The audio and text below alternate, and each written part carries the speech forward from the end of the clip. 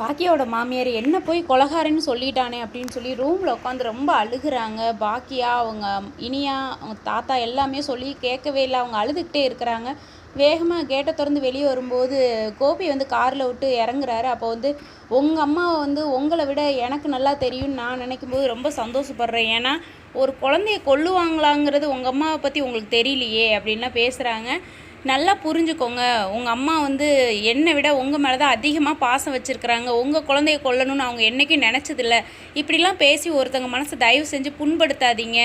என்றைக்குமே புரிஞ்சுக்காத தன்மையே இப்படியே நீங்கள் இருந்துருவீங்களா?